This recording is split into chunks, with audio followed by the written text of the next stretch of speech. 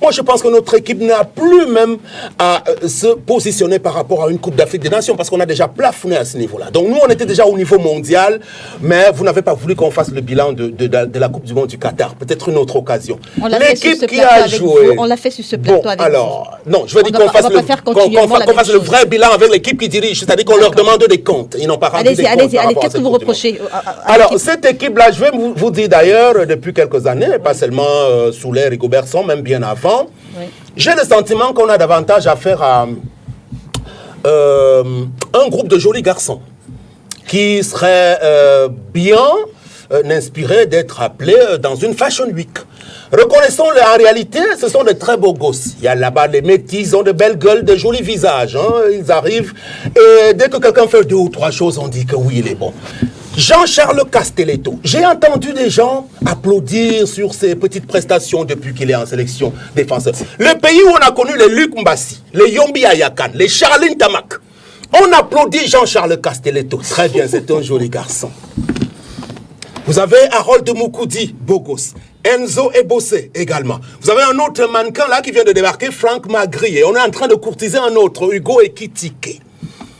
Très sincèrement, c'est une belle équipe de beaux gosses, véritablement. Il serait bien pour des défilés de mode. Et en parlant d'effets de mode même d'ailleurs, le grand moment qu'ils attendent très très souvent, ça arrive lorsqu'ils reçoivent leur convocation.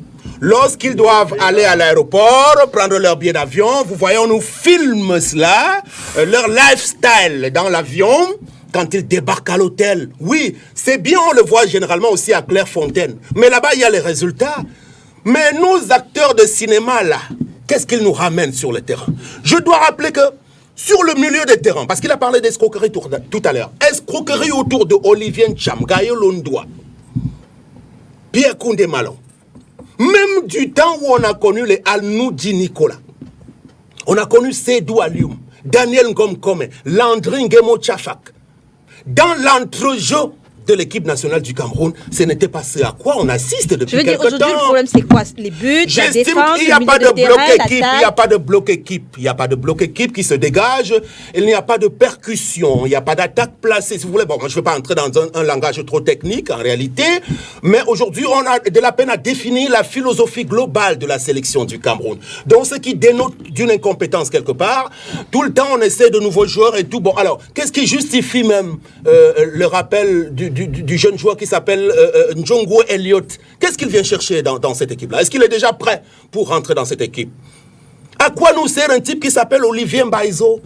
Le Mbaizo qu'on appelle tout le temps là. Alors j'espère que pour l'instant, on a découvert quand même de belles dispositions de la part de Sur Yongwa Zidane, que le Mbaizo ne reviendra plus. Mais en attendant, il faut que son coach et manager soient d'abord débarqués en réalité. Donc, pour moi, si je pouvais dire quelques mots par rapport à ce groupe-là, ce groupe de mannequins, oui, ce sont des beaux gosses. S'ils arrivent en Côte d'Ivoire, ils seront très bien applaudis par les jolies femmes de là-bas. Mais pour l'instant, je n'en entends pas grand-chose parce que, vous le savez, le Cameroun a connu mieux par le passé. Et on peut encore connaître mieux, mais à